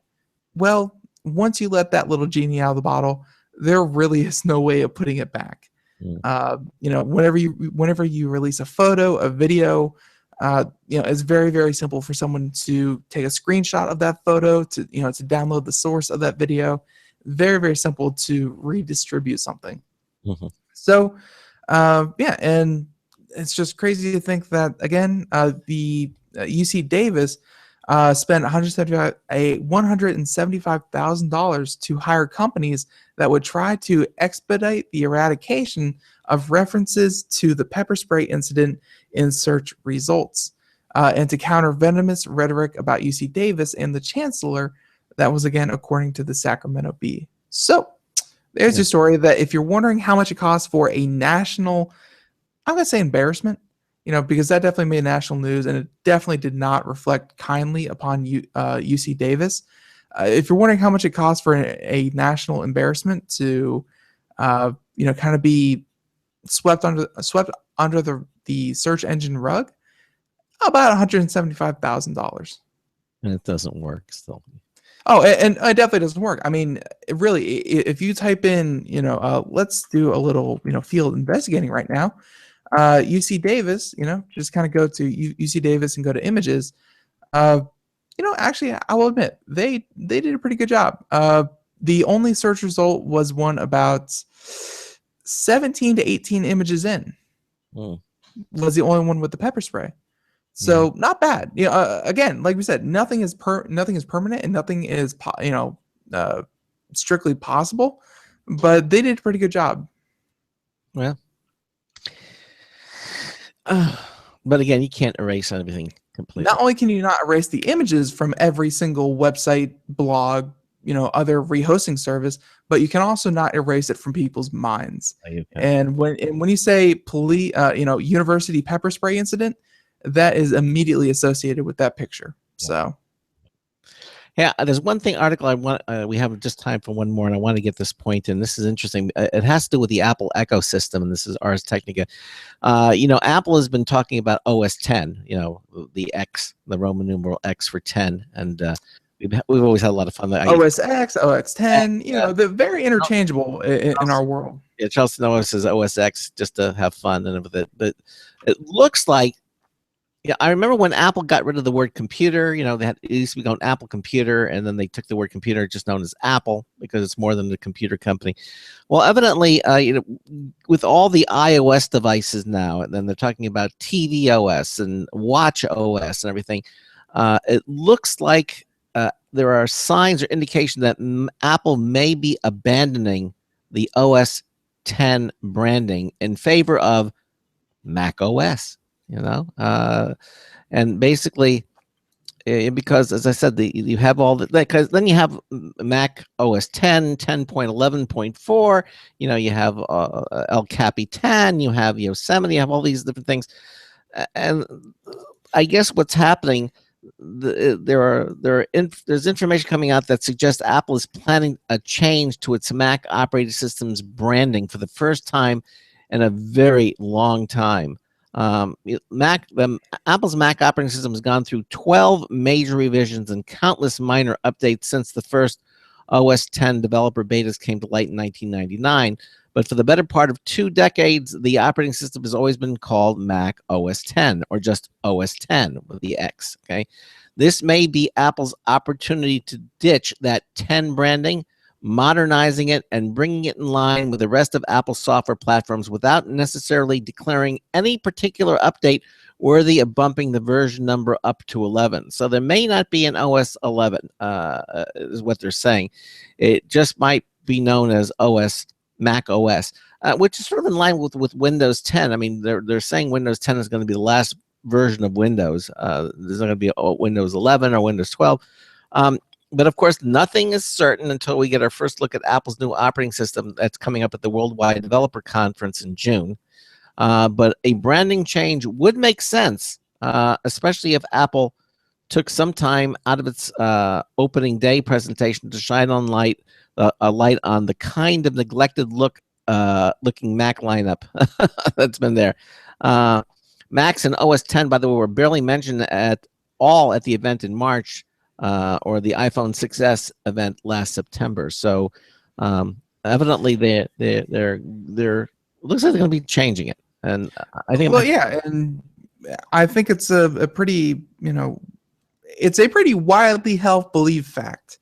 Let's put it that way, which is a lot of words say that. I think a lot of people who follow the Mac scene kind of realize that Apple, they definitely have a lot of bread and butter in in tablets and smartphones and mobile devices, but they've been kind of letting their laptop and their all-in-one market kind of take back seat to what they're more widely known for, which is again the iPhone and the iPad. So Craig, would you like to see a bigger focus on the all-in-ones, or do you think that Apple should probably more fully develop something that's working for them, which is, again, their mobile solutions? No, well, I think Apple is a big enough company to have both. They certainly have the deepest pockets, and I think the Macintosh still is an important computing system. I don't think they're going to be dropping it at all. I think it will continue to be the iMac. It'll the all-in-one desktop solution. Of course, they'll have their PowerBooks, which is the portables. They will probably continue also to have the Macintosh, their big desktop, the one that looks like with the round, the round solution that they have. I don't think that'll be going anywhere either. But I think the future of the Mac, for the most part, is going to be the iMac, and I think that's going to continue to do that. I think that most of the development will go into either the MacBook Pros.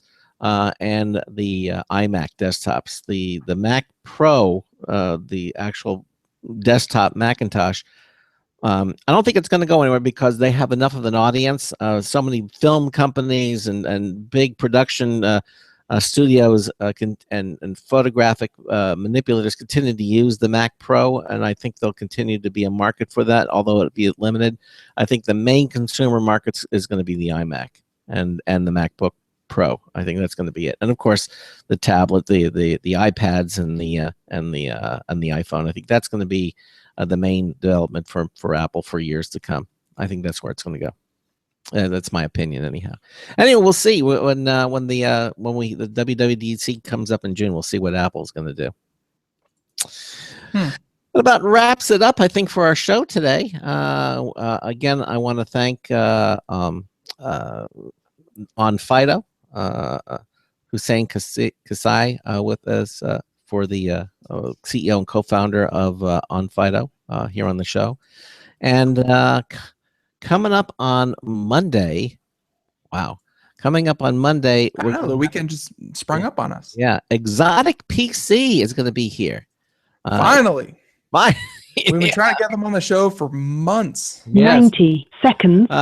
They make some incredible computer systems and high. They are a computer manufacturing boutique, so essentially they'll provide a much more reliable customer service standpoint than you would if you just walked into Best Buy or Target or what have you and purchased one off the shelf. Yeah, and we're going to have them on the program. We're going to actually have the company's CEO, the COO, the Chief Operating Officer, Joshua Triplett's going to be joining us.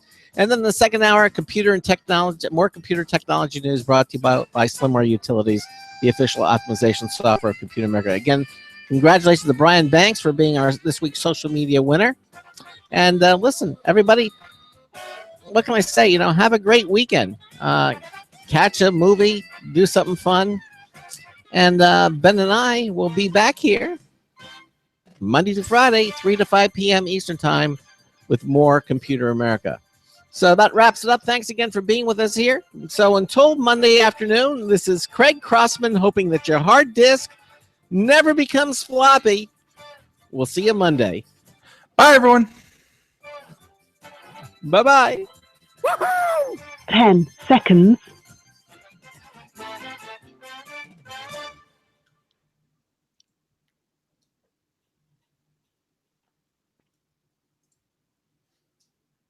Thank you for using Blog Talk Radio. Goodbye. Okay, everybody. Again, thanks for watching. It was a lot of fun, and Ben will see, and I will see you here on Monday afternoon, 3 to 5 p.m. Eastern Time. Have a great weekend. Bye-bye. Have a good one.